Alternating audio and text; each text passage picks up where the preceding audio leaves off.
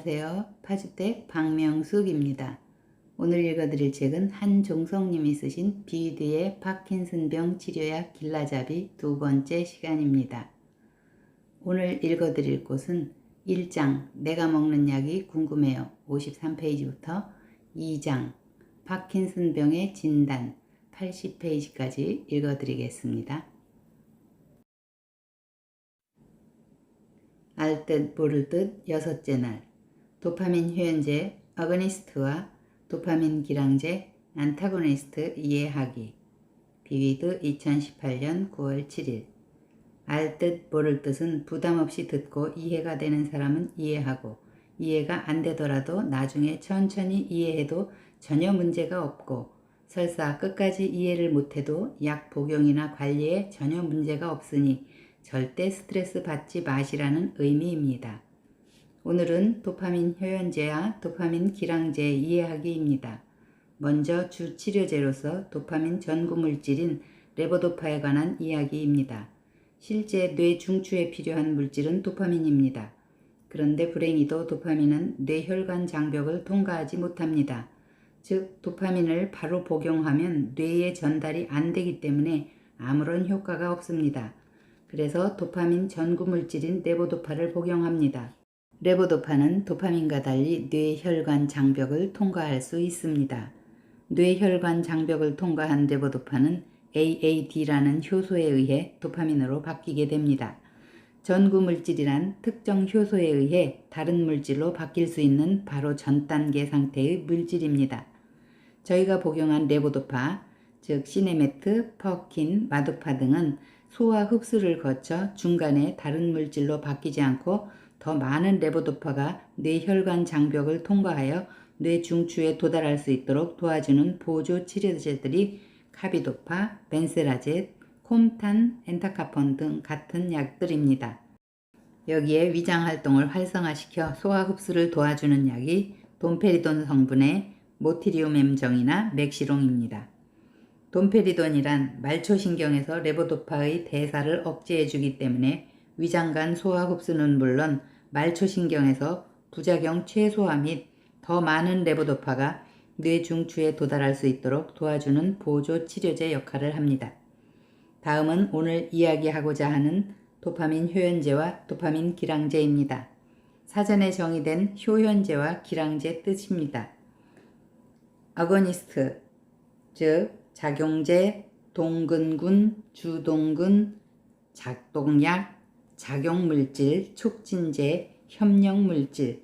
반대어 안타고니스트, 특별한 운동에 필요한 주된 근육, 양리학에서는 자연적인 물질에 의해 정상적으로 활성화되는 세포에 있는 수용기에 작용하는 약물을 의미한다. 해부학에서 운동 개시 물질, 양리학에서 자연적인 자극에 의해 만들어져 세포 리셉터를 물리적으로 활성화시키고 그에 친화력 있는 약제. 안타고니스트는 기량제, 기량물질, 기량근, 기량약. 반대어 어거니스트, 주동근이나 주된 운동근에 반대되는 기능을 하는 근육. 양리학에서는 다른 약물의 효능을 감소시키는 약물이나 동일한 수용기를 자극하여 생성하는 물질을 의미한다. 다른 약물, 물질의 작용을 생물학적 반응을 유도하지 않고 세포 리셉터에 결합하여 감약 또는 무효로 하는 약물, 물질. 리킵이나 미라펙스 같은 도파민 효연제는 도파민 수용체, 즉 도파민이 신경 전달 물질로 작용하는 부위와 결합하여 마치 도파민처럼 작용합니다. 도파민 수용체와 결합하여 작용하는 것은 레보도파와 도파민 효연제 뿐입니다. 그래서 도파민 효연제의 가치가 여기에 있습니다. 카비도파, 벤세라젯, 콤탄 같은 보조 치료제는 더 많은 레보도파가 도파민으로 바뀔 수 있도록 도와주고 마우비정이나 아질렉트 같은 보조 치료제는 생성된 도파민이 다른 물질로 다시 바뀌지 못하도록 지원하는 역할을 합니다. 오늘은 여기까지 읽고 이해하기입니다. 알 듯 모를 듯 일곱째 날 레보도파와 도파민 효연제 적정 비율 비위드 2018년 9월 7일 오늘은 레보도파와 도파민 효연제 적정 비율 이해하기입니다. 최근 출산 비율이 급격히 줄어 현역병 입영 대상자가 많이 줄었습니다. 군 현대화를 통해 필요한 현역병 수를 줄인다고 해도 절대적인 수의 현역병이 필요하기 때문에, 즉 우리 몸에서는 절대적 양의 도파민이 필요하기 때문에 그동안 주어졌던 각종 특례 혜택을 줄여 입영 대상자 대부분을 현역병으로 입영시키고자 하는 방안을 발표했습니다. 즉 카비도파, 벤세라젯, 엔타카폰 같이 레보도파 대부분을 도파민으로 전환하기 위해. 그럼에도 현역병이 절대적으로 부족할 경우 부득이하게 복무기간을 한 달씩 늘려 전역을 미루는 방법밖에는 달리 대안이 없어 보입니다.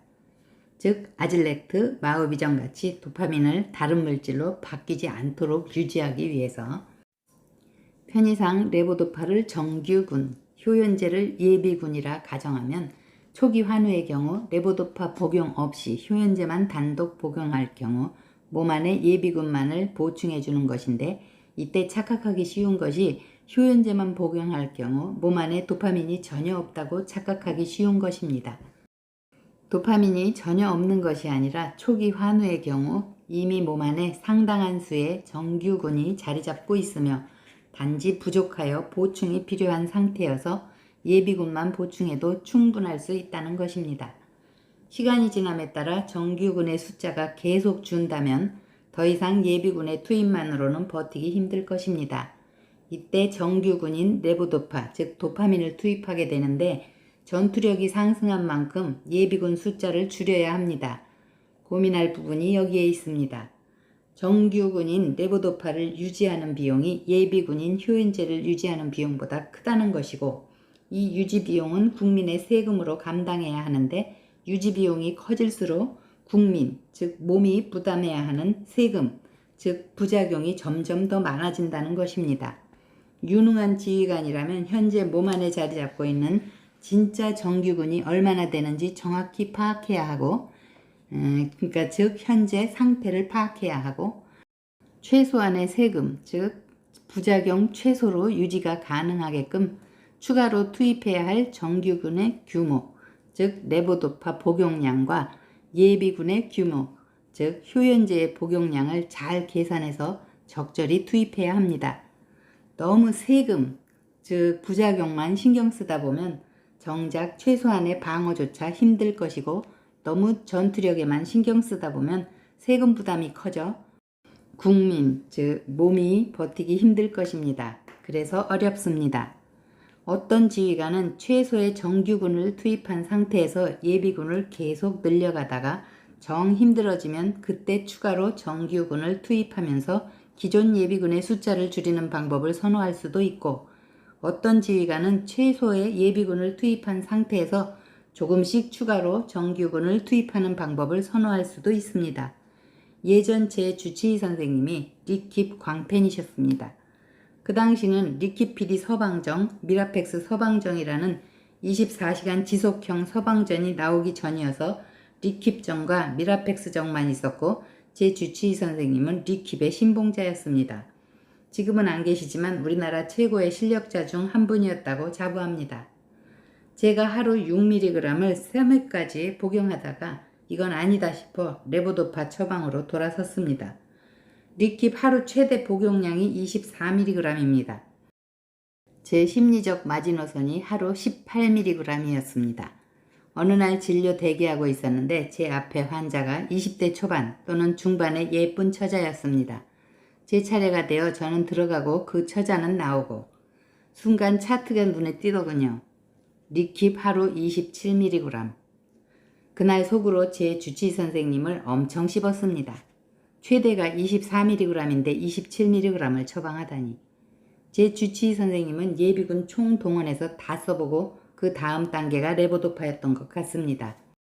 제 경우 18mg까지 갔다가 마도파정, 마도파 HBS를 거쳐 시네메트로 자리 잡게 되었는데, 레보도파 처방하면서 리킵 18mg을 하루아침에 중단해버리면 아주 큰일이 벌어집니다. 레보도파 양을 서서히 올리면서 리킵을 서서히 줄여야 합니다.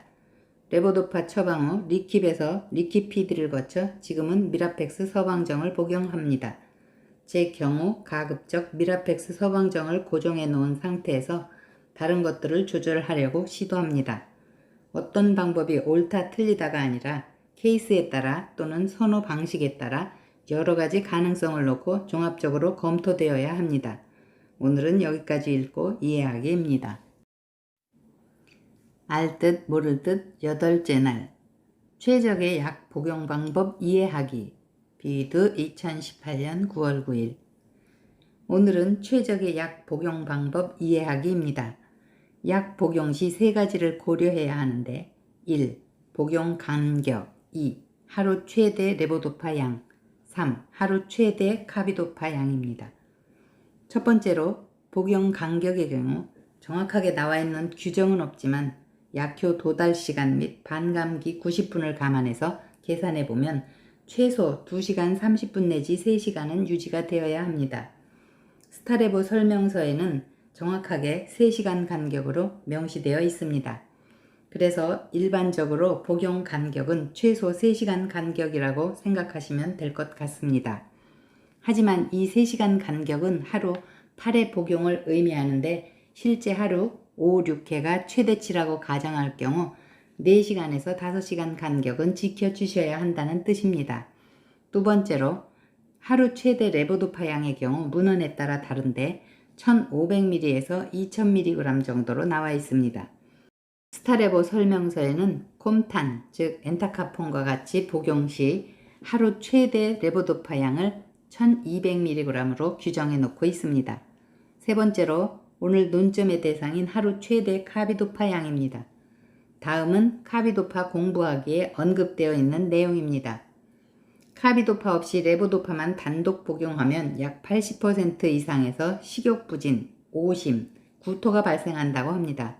또한 레보도파만 단독 복용하면 말초에서 카테콜라민의 생성이 증가되어 빈맥, 심실성, 기회 수축증 등 다양한 심부정맥이 나타날 수 있다고 합니다. 카비도파와 레보도파를 같이 복용하면 위장관에 대한 부작용에 대한 빈도가 20% 이하로 낮아져서 더 많은 양의 레보도파 처방이 가능하고 또한 다양한 심부정맥의 위험을 감소시킨다고 합니다. 카비도파는 말초신경에서 레보도파가 도파민으로 대사되는 것을 억제하여 이러한 레보도파 부작용을 감소시키는 중요한 역할을 함과 동시에 이렇게 억제된 레보도파가 뇌의 중추신경으로 더 많이 전달될 수 있도록 돕는 역할을 합니다. 만약 카비도파가 없었다면 매번 레보도파를 복용할 때마다 최소한 80% 이상은 오심, 구토로 고생했을 것이고 현재보다 2배 이상의 레보도파를 복용했을지도 모르며 그로 인해 불수이나 이상운동 같은 레보도파 부작용이 훨씬 심해졌을 것이란 생각입니다. 카비도파의 고마움이 새롭게 느껴집니다. 카비도파는 하루 70에서 200mg 사이에서 최적의 효과를 가진다고 하는데 정확히 이야기하면 100mg 근방에서 포화되어 버리기 때문에 하루 70에서 100mg이 최적의 복용량이고 200mg까지는 안정성에 문제가 없고 200mg 이상은 복용이 불필요하다고 합니다. 실제 문제는 여기에 있습니다. 카비도파 하루 200mg 이상은 효과 대신 부작용이 더 크게 나타나기 때문에 꼭 필요해서 어쩔 수 없이 복용해야 되는 경우가 아니라면 하루 200mg을 최대 복용량이라고 생각하시면 될 것 같습니다. 스타레보 설명서에는 하루 최대 레보도파 양을 1200mg으로 규정해 놓고 있기 때문에 스타레보에 포함된 카비도파의 하루 최대 복용량은 300mg입니다. 카비도파의 복용량을 늘리지 않고 유지하면서 레보도파 복용량이 더 많이 필요한 고참 환우들을 위해 개발된 것이 고용량 시네메트 250에 25ml입니다. 그래서 시네메트 100mg 2정을 4번 복용하면 하루 800mg인데요. 거기엔 카비도파 200mg이 들어있습니다. 대신에 고용량 시네메트 250mg 4번을 복용하면 1000mg을 복용하는 건데요. 거기에는 카비도파가 100mg이 포함이 되어 있습니다. 그래서 시네메트 100mg보다는 고용량 시네메트 250mg을 복용하시는 것이 좋습니다. 상기 고용량 시네메트의 경우 레보도파 1000mg을 복용해도 카비도파 100mg이기 때문에 실제 일반 레보도파 800mg 복용과 비슷하거나 약간 높은 상황, 효율은 80에서 85% 예측. 스타레보를 복용하시는 경우 고용량 스타레보를 지원하지 않지만 일반 레보도파에 비해 약효가 30% 정도 강하고 약 지속시간이 30분에서 1시간 정도 길기 때문에 스타레보 150ml 일정을 4번 복용하면 600mg이고 거기에는 카비도파 150mg이 있습니다. 이것을 복용하시는 것이 효과는 비슷하면서 위의 3가지 고려사항이 반영된 최적의 처방이라 말씀드릴 수 있습니다. 알듯 모를 듯 모두 8편입니다. 수고 많으셨습니다. 2장 파킨슨병의 진단. 초기 파킨슨 환우의 진단과 치료약 복용 시기. 비드 2014년 1월 20일. 미디어의 발달로 늘어난 엄청난 양의 정보를 보고 들으며 누구의 말을 믿어야 할지 난감할 때가 많습니다. 저도 어떤 것이 진실이고 어떤 것이 거짓인지 모릅니다. 그냥 제 머릿속에 구축되어 있는 지식, 데이터베이스에 기초하여 가급적 사실적인 내용만을 이야기하려고 합니다. 파병의 진단. 파병의 진단은 어렵습니다. 하지만 이 글을 읽고 계신다면 이미 파병으로 확진을 받은 분들이라고 생각되어 파병의 정의나 3대 증상, 즉 강직, 진전, 서동 같은 것들은 이야기하지 않겠습니다. CT, MRI 모두 정상인데 파킨슨병인가요? 일반 CT, MRI에서 정상으로 판명되어야 파킨슨병으로 진단합니다. 파킨슨병의 정확한 진단 방법은 있나요?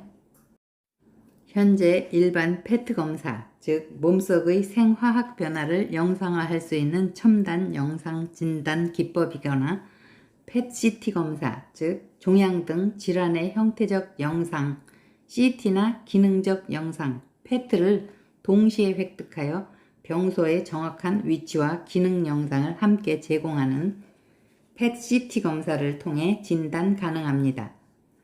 냄새를 잘 못 맡습니다. 파킨슨병인가요? 냄새를 잘 못 맡는다고 파킨슨병은 아니지만 많은 파병 환우들이 냄새를 잘 못 맡습니다. 다른 중요한 특징들로는 뭐가 있나요?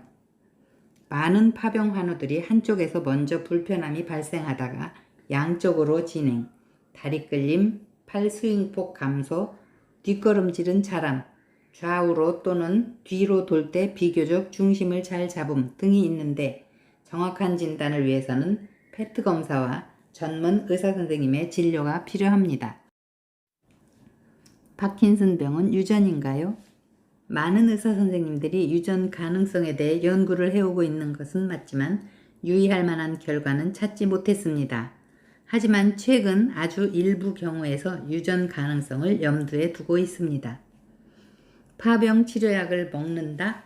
안 먹는다? 아래는 발췌한 내용입니다.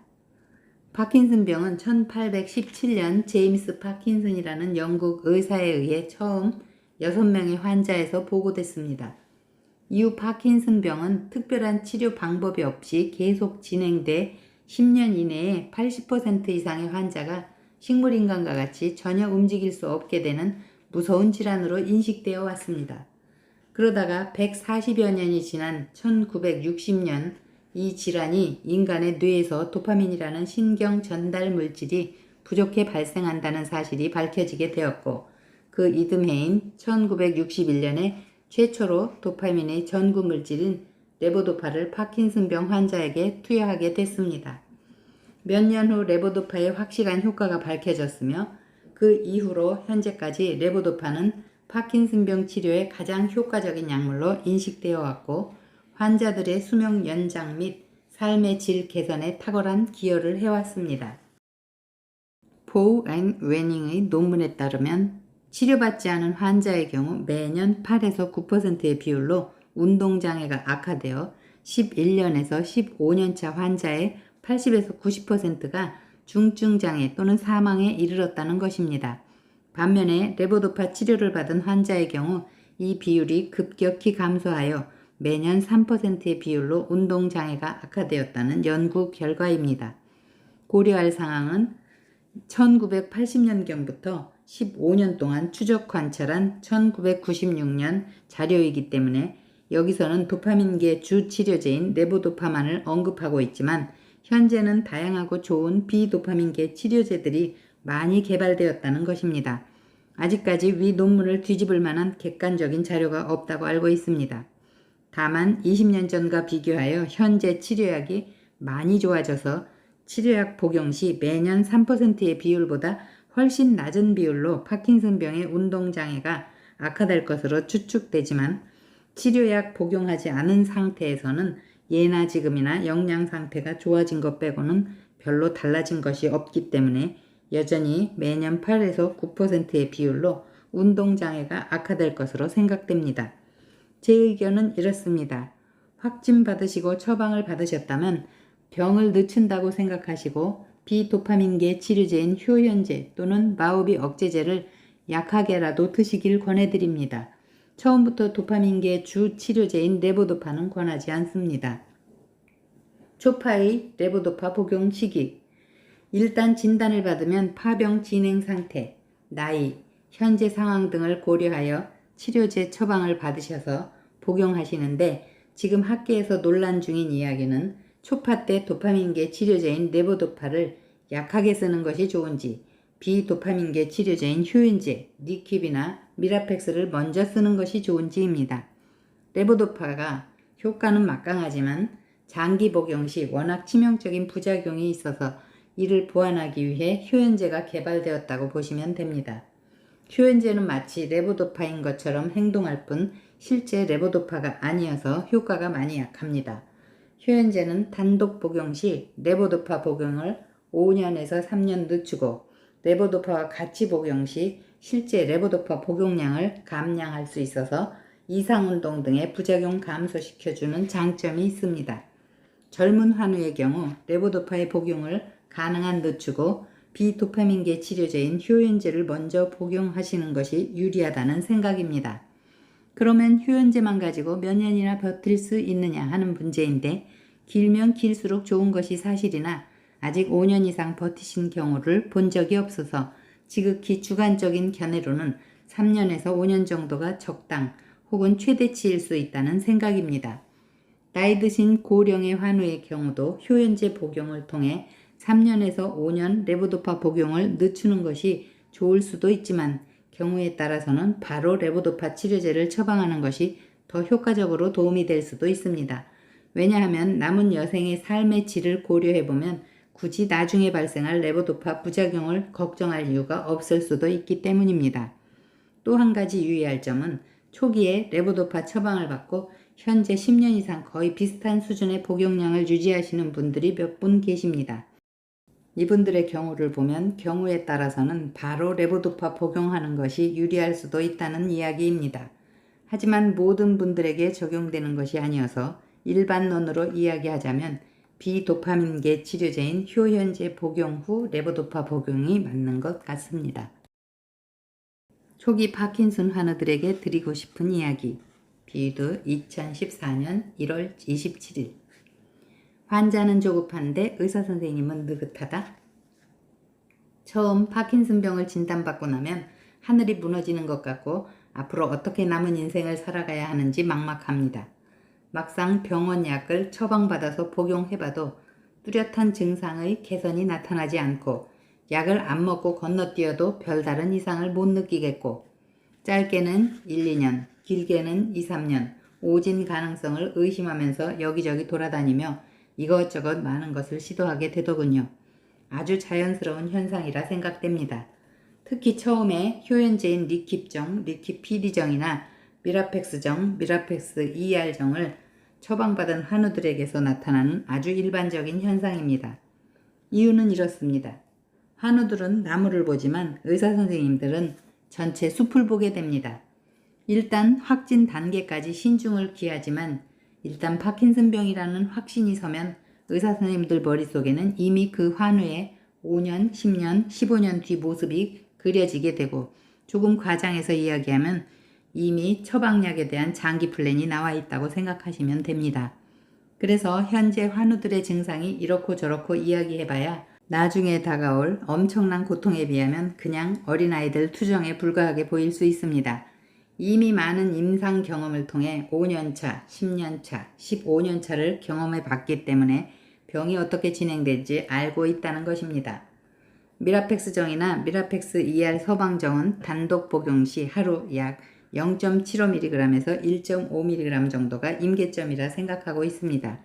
임계점은 약이 어느 정도 제 힘을 발휘하는 최소량을 의미하며 1, 2주 정도 지나야 확실히 반응을 알 수 있습니다. 리킵정의 경우는 임계점이 하루 3mg에서 6mg이고 리퀴피디정의 경우 제 임계점이 하루 4mg에서 8mg 정도라고 생각하고 있습니다. 환자는 조급하지만 정작 의사선생님은 이 임계점까지 서서히 끌어올린 후 몸의 반응을 살피게 됩니다. 의사선생님들이 증상 개선을 바라는 기대치가 여기서부터 시작된다고 생각하시면 됩니다. 이 임계점의 최소값에서 몸이 반응하여 증상들이 거의 사라진다면 행운 중에 행운입니다. 의사선생님은 정답을 알고 있다? 그렇습니다. 의사선생님은 정답을 알고 있습니다. 어떻게 하면 지금 그 증상을 제거할 수 있는지 해답을 알고 있습니다. 다만 환자에게 이야기해주지 않고 머릿속에 가지고만 있습니다. 해답은 의외로 간단합니다. 증상이 없어질 때까지 주 치료제인 레보도파를 증량하면 됩니다. 계속 증량했는데도 증상이 안 없어지면 그때는 파킨슨 증후군을 의심합니다. 레보도파 놔두고 이렇게 효연제에 집착하는 이유는 나중에 닥쳐올 불수의 같은 이상운동 부작용이 두렵기 때문입니다. 의사선생님들은 많은 임상을 통해 그것이 어떤 것인 줄을 알기 때문에 가능하면 이런 부작용을 피하거나 늦추려고 할 것입니다. 아까 말씀드렸던 리킵정이나 미라펙스정의 임계점과 마술과도 같이 증상이 사라지는 레보도파 사이에서 뭔가 해결점을 찾고자 환우들의 몸 상태를 관찰해가며 효현제 및 보조치료제의 양을 조금씩 늘려가면서 몸이 반응하는 정확한 임계점을 찾으려고 시도하는 것입니다. 이 기간은 전적으로 의사선생님과 환우들의 의지 또는 몸 상태에 달려 있습니다. 이미 도파민 효연제로 치료하기에는 시기가 지났다거나 직장생활로 인해 레보도파의 매직이 필요하거나 기타 여러 가지 사유로 레보도파의 복용이 필요하다 싶으면 바로 레보도파를 복용하시면 됩니다. 도파민 효연제에 잘 반응해서 정상 상태의 80에서 90%로 생활이 가능하다면 행운아입니다. 몸은 조금 힘들어도 장기 레이스 관점에서 본다면 아주 성공적인 케이스라는 것입니다. 삶의 질이냐 아니면 삶의 양이냐. 오래오래 사는 것, 즉 삶의 양도 중요하지만 품위 있게 잘 사는 것, 즉 삶의 질도 중요합니다. 완치 치료제가 4에서 5년 이내 나올 것이 확실하고 레보도파 허니문 기간이 보통 4에서 5년이어서 레보도파 복용 시 4에서 5년은 편안하게 지낼 수 있다면 여러분은 어떤 치료제를 선택하시겠습니까? 저라면 당연히 레보도파를 바로 복용합니다. 4에서 5년 뒤 치료제가 나온다면 굳이 나중에 나타나지도 않을 부작용을 염려하여 지금 힘든 시간을 보낼 이유가 전혀 없습니다. 완치 치료제가 8에서 10년 이내 나올 것이 확실하고 레보도파 한의문 기간이 보통 4에서 5년이어서 레보도파 복용 시 4에서 5년은 편안하게 지낼 수 있다면 여러분은 어떤 전략을 짜서 치료제를 복용하시겠습니까? 저라면 처음 3에서 5년 정도 도파민 효연제를 복용하다가 완치 치료제 나올 때까지 레보도파를 복용하는 것이 좋을 것 같다는 생각입니다. 완치 치료제가 8에서 10년 이내 나올 것이 확실하고 레보도파 허니문 기간이 보통 4에서 5년이어서 레보도파 복용 시 4에서 5년은 편안하게 지낼 수 있고 도파민 효연제로 3에서 5년 레보도파 복용을 늦출 수 있다고는 하지만 도파민 효연제로 다리 끌림 등이 해결되지 않아서 현재 삶의 질을 유지하기 어려운 경우 여러분은 어떤 선택을 하시겠습니까? 저라면 이런 경우 미래의 부작용보다는 현재의 삶의 질을 유지하기 위해 도파민 효연제로 1에서 3년 버틴 후에 바로 레보도파를 복용할 수도 있고 경우에 따라서는 바로 레보도파를 복용할 수도 있다고 생각합니다. 하지만 완치 치료제가 언제 나올지 모르고 최악의 경우 15에서 20년을 고려하여 장기 플랜을 짜야 한다면 여러분은 어떤 플랜을 짜서 치료제를 복용하시겠습니까? 장기 플랜을 짜기가 쉽지 않습니다. 의사 선생님에게 지금 6개월에서 1년 정도의 시간은 장기 플랜을 짜기 위해 환자 몸에 맞는 정확한 임계점을 찾는데 노력하는 시간일 것이고, 의사 선생님에게는 아주 짧게 느껴질 수도 있습니다. 그리고 그 사이에 환우가 아무리 몸이 힘들다고 불평해도 의사 선생님 귀에는 들리지도 않을 것입니다. 초기 파킨슨 환우들에게 제가 드리고 싶은 이야기는 조금 여유롭게 생각하고 장기 플랜을 짜라는 이야기입니다. 다행히도 주변에 많은 분들이 15년에서 15년 차를 슬기롭게 잘 버티고 계십니다. 7년에서 10년 차 때 어려움을 많이 느끼는데 이미 많은 분들이 힘들긴 해도 그 시간을 버티고 지나왔기 때문에 지금 초파이신 분들은 선배님들보다 손쉽게 10년은 버티실 수 있다고 생각합니다. 또한 다리 끌림이나 강직, 서동, 떨림 등 증상을 뚜렷이 개선하고 현재의 삶의 질을 유지하기 위해 바로 레보도파를 복용할 수도 있는데, 이 경우 잘못된 방법이 아니라 그냥 선택이라고 생각합니다. 나중에 나타날 레보도파 부작용이 두렵긴 하지만 미래의 1년보다 현재의 1년 가치가 더 크고 소중할 경우 충분히 선택 가능합니다. 그리고 처음부터 레보도파 복용을 해서 10년이 지난 지금 잘 생활하고 계신 분들도 꽤 많이 있습니다. 10년 안에 완치 치료제가 나오기를 간절히 소망하며 초파 환우님들에게 위로와 희망이 되기를 희망합니다. 파킨슨병과 파킨슨 증후군. 비위드 2018년 8월 30일. 파킨슨 증후군은 다음 4가지 종류로 구분됩니다. 1. 프리미어리 파킨슨이즘. 원발성 파킨슨 증후군. 첫 번째는 원인이 밝혀지지 않은 특발성 파킨슨병, 소위 파킨슨병. 2. 서드너리 파킨슨이즘. 2차성 파킨슨 증후군. 두 번째는 뇌졸중, 감염 후 뇌병증, 약물, 연탄가스 중독 등과 같은 물질에 의한 2차성 파킨슨. 상기 원인이 제거되면 2차성 파킨슨병 증상 없어질 수도 있음.